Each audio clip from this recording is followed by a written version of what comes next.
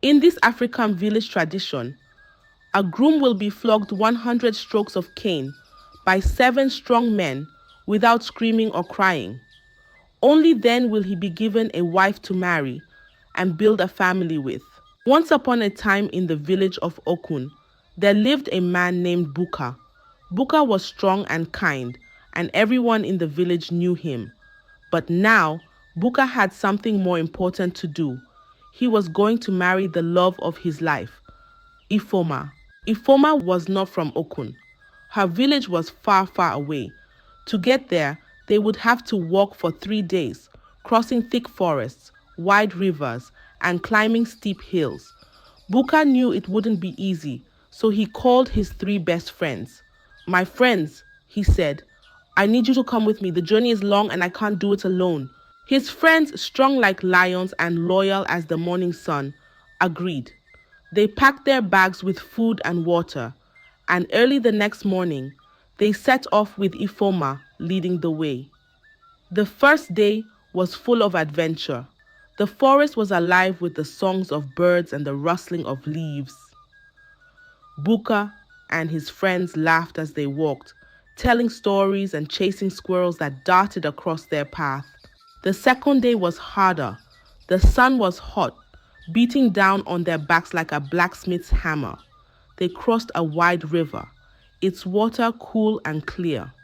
But the journey was tiring, and their feet ached with every step. Still, Buka didn't complain. His heart was strong, filled with love for Ifoma. By the third day, their journey was almost over. The air grew cooler, and the land became flat. We're close, Ifoma said, her voice soft but full of hope. Finally, just as the sun began to set, they saw it. Ifoma's village. It sat on a hill, surrounded by tall trees that swayed in the evening breeze. Buka and his friends felt a rush of excitement. They had made it. Tired but happy, they walked into the village, ready for what lay ahead. Little did they know, the real test was just about to begin. As Buka and his friends stepped into Ifoma's village, they were met with a sight that made their hearts swell. Drums beat loudly, their rhythm shaking the ground beneath their feet. Villagers dressed in bright, flowing clothes danced in circles, their feet stamping joyfully on the earth. Children ran around laughing and clapping, while the women carried bowls of steaming food and pots of fresh palm wine. Welcome, welcome, the villagers shouted, their voices rising like the morning birds. They surrounded Buka and his friends, cheering and singing songs of celebration. You are honored guests. Buka and his friends exchanged amazed glances. They hadn't expected such a royal welcome. They were treated like kings, their dusty feet forgotten, as they were led to a large hut filled with food and drink. Eat, drink, and rest, said Ifoma's father, his voice deep and full of warmth. Tomorrow, we celebrate the union of our daughter and her brave husband. But as Buka and his friends began to relax, something strange happened. Out of the corner of his eye, one of Buka's friends saw it, a long, shiny snake slithering across the floor. He froze, his hand instinctively reaching for a stick lying nearby. Snake, he whispered, his voice sharp. The others looked and saw it too. Another snake slithered near the doorway, its scales catching the light. Then another appeared, curling lazily around a wooden pole. Buka's friend gripped the stick tightly, raising it high to strike. But before he could swing, the villagers screamed, "No! Stop!" The sound was so loud it felt like thunder. The music stopped and the dancers froze. Ifoma's father rushed forward, his hands outstretched. "Put down the stick," he commanded. You must not harm them." Confused and frightened, Buka's friend lowered the stick. "Why?" he asked, his voice shaking. "They're snakes." "These are not just snakes," Ifoma's father said, his voice calm but firm. They are our ancestors. We worship them. To harm them is to bring great misfortune upon us all. Buka and his friends stood still, their hearts pounding like the village drums. Ancestors, snakes, they couldn't believe their ears. But they could bite us, one of Buka's friends whispered, his eyes wide with fear. They will not harm you, Ifoma's father assured them. As long as your heart is pure and your hands do not seek to harm, they will pass you by. The villagers nodded in agreement, their faces serious.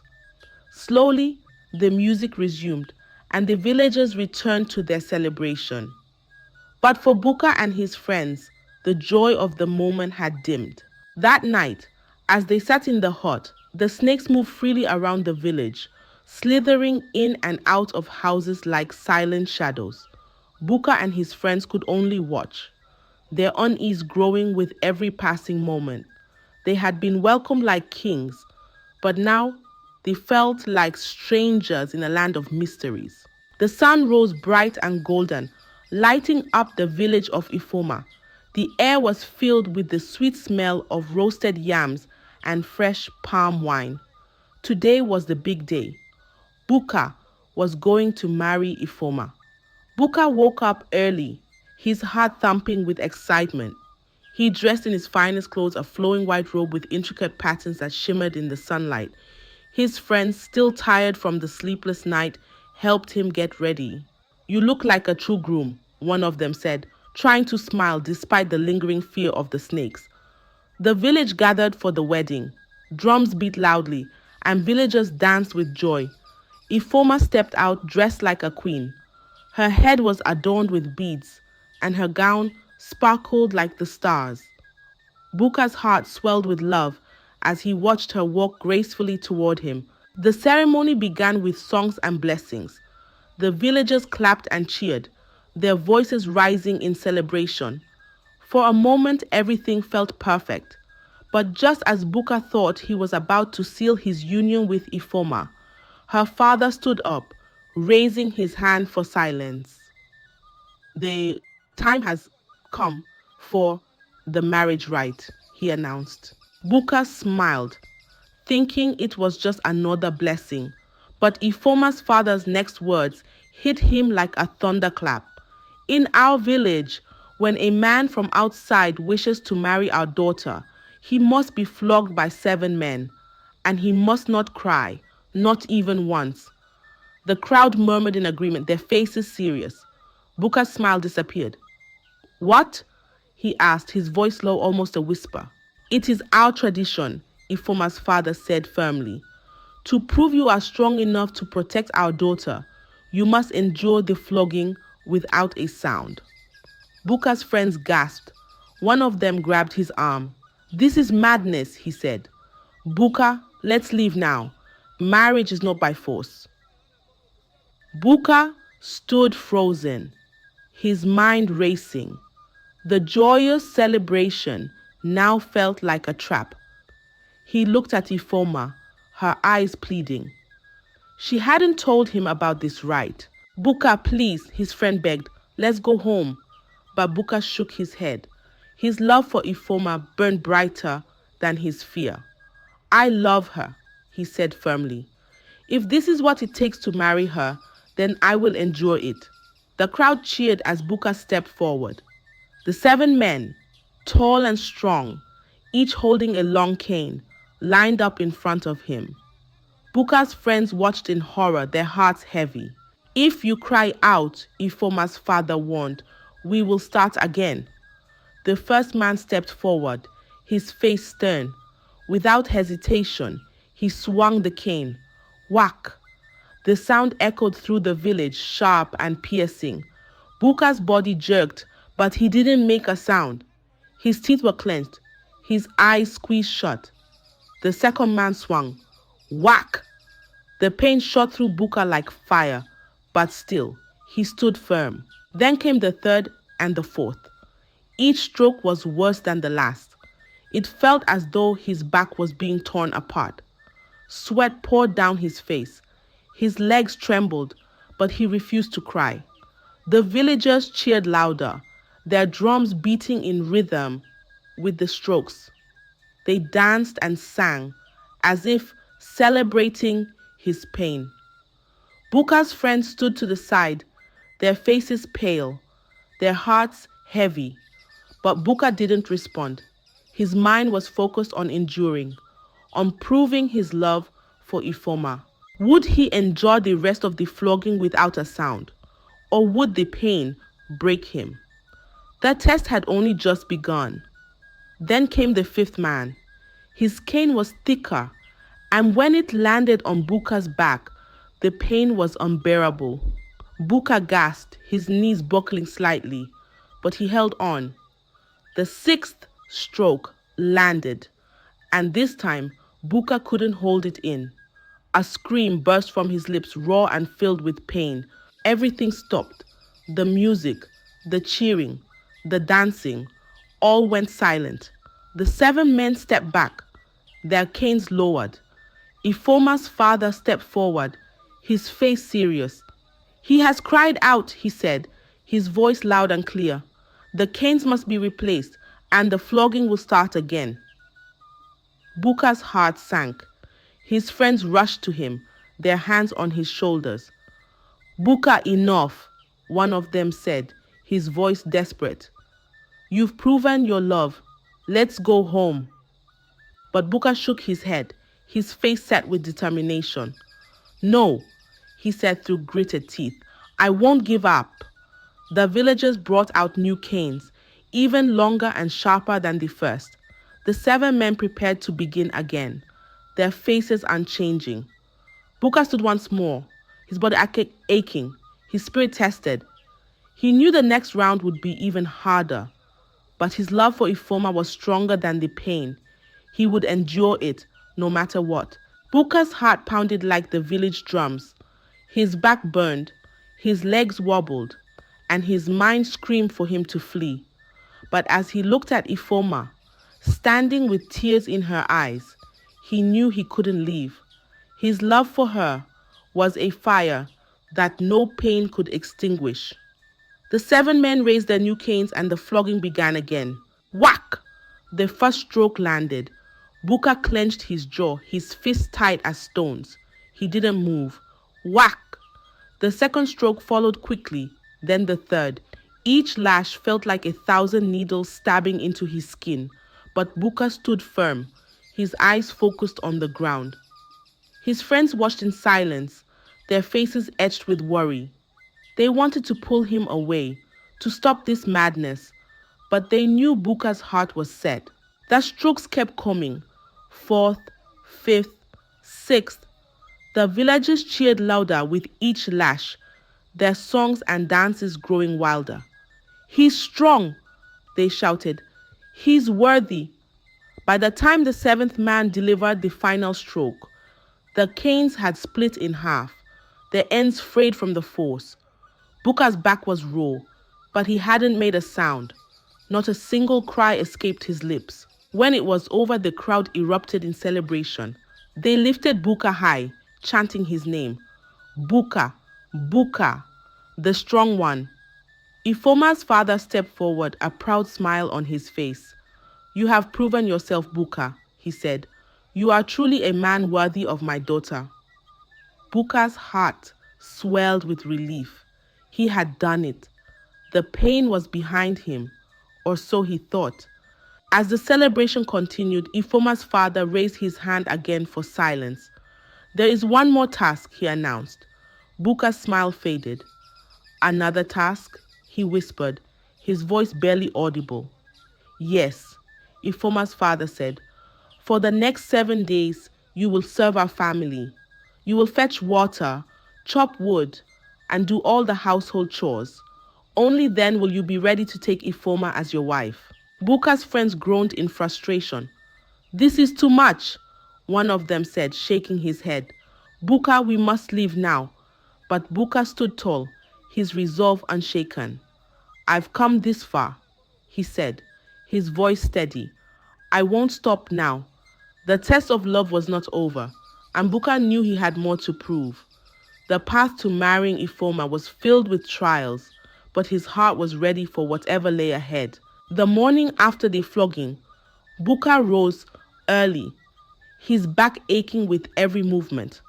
The village was already awake, the sounds of roosters crowing and women grinding grains filling the air. Ifoma's father called him over and handed him a large clay pot. "Go to the river and fetch water," he said. "You must fill all the pots in our home." Buka nodded without a word.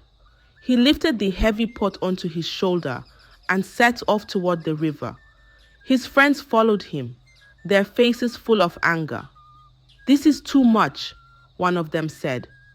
"First the flogging, and now they've turned you into a servant." "It's slavery," another added, his voice sharp. But Buka shook his head. "It's only 7 days," he said calmly. "I can do this. I love Ifoma."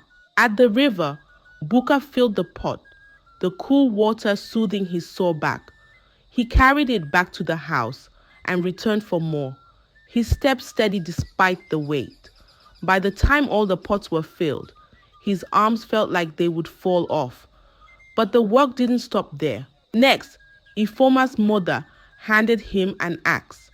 "Go and chop wood for the cooking fire," she said. Buka spent the afternoon under the hot sun, splitting logs into smaller pieces. His hands blistered, but he kept going, his determination stronger than the pain. When the wood was chopped, he was given piles of clothes to wash by the stream. Then he was called to the kitchen to help cook the evening meal. The aroma of spices filled the air as Buka stirred large pots, his sweat mixing with the steam rising from the food. Every day was the same. Fetch water, chop wood, wash clothes, cook meals, and clean the house. His friends watched in frustration, their patience wearing thin. "Buka," one of them said on the third day, "this is not our way. No man from our village would accept this." But Buka only smiled. "I didn't come here to follow our ways," he replied. "I came here for Ifoma. 7 days is nothing compared to a lifetime with her." His friends sighed, shaking their heads. They couldn't understand why Buka was putting himself through such hardship, but they stayed by his side, watching as he carried out every task without complaint. By the end of the 7th day, Buka was exhausted, but he felt a sense of pride. He had done everything asked of him, proving not just his love, but his resilience. His friends, though still angry, couldn't help but admire his strength. "You are more stubborn than a goat," one of them said, with a grudging smile. Buka laughed, wiping the sweat from his brow. "Love makes a man do strange things," he said, his eyes sparkling. Little did he know, another challenge awaited him. The journey was far from over. The 7th day came and went, but Ifoma's father didn't call off the tasks. Instead, new chores were added. "There's more water to fetch," he said. "The firewood pile is low again, and the courtyard needs sweeping." Buka's friends couldn't hide their frustration anymore. "This is not what we agreed to," one of them shouted. "You said 7 days, not 7 weeks." Ifoma's father simply shrugged. "In our village, a man proves his worth by his deeds, not his words," he replied. Day after day, the chores continued. Buka fetched water until his shoulders ached. He chopped wood until his hands were raw. He washed endless piles of clothes and swept the dusty courtyard from morning until night. His friends tried to intervene. They argued with the villagers, demanding they let Buka rest. But the villagers only laughed. "He's proving his love," they said. "If he truly wants to marry Ifoma, he must endure."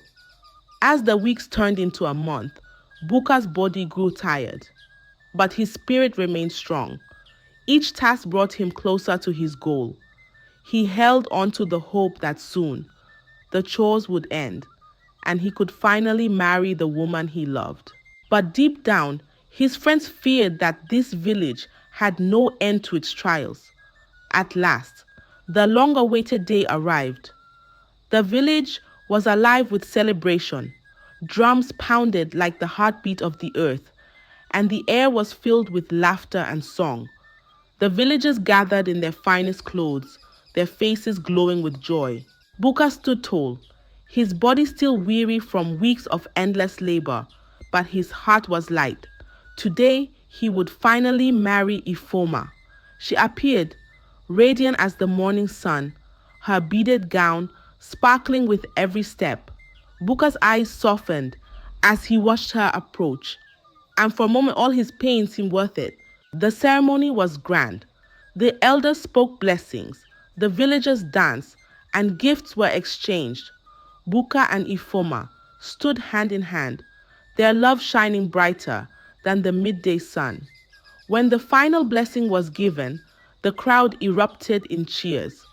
They were now husband and wife. Buka sighed in relief, feeling as though a great burden had been lifted. At last, the trials were over. He could take his bride home, and they would start their new life together in Okun. But just as he and Ifoma were preparing to leave, her father stepped forward, his face serious. He raised his hand, and the crowd grew silent. "There is one more thing," he announced. Buka's heart sank.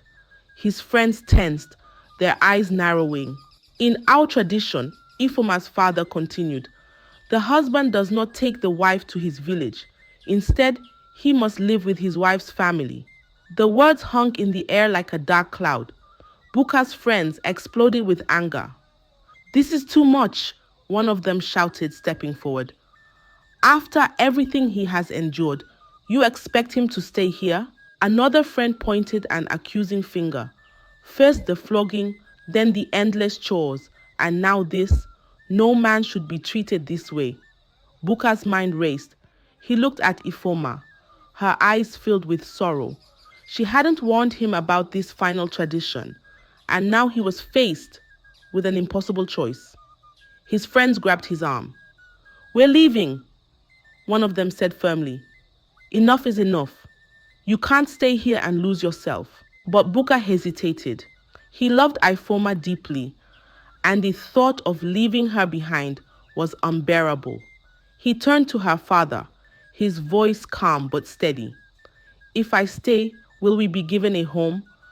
"Yes," her father replied. "A place of your own, within our village." Buka's friends groaned in frustration. "This is a trap," one said. "They'll keep you here forever." Buka was torn. His heart ached with the weight of his decision. His friends were right, but his love for Ifoma was unshakable. Would he sacrifice his freedom to stay with her, or would he walk away from everything they had fought for together? The villagers waited, their eyes on Buka, as the drum slowed to a tense, steady beat. Buka stood in the center of the village, his heart heavier than the sky before a storm. Around him, the villagers waited, their eyes filled with curiosity and expectation. His friends huddled close, whispering urgently. Buka has two choices now: to stay in the village and marry Ifoma there, or live with his friends and never return. If you were the one, what would you do? Will you stay or run away? Let us know in the comment section below. I hope you enjoyed the tale. If so, please like the video, share it with your family and friends, comment on it, and don't forget to subscribe to the channel and turn on the notification bell for more enchanting tales like this one. Goodbye.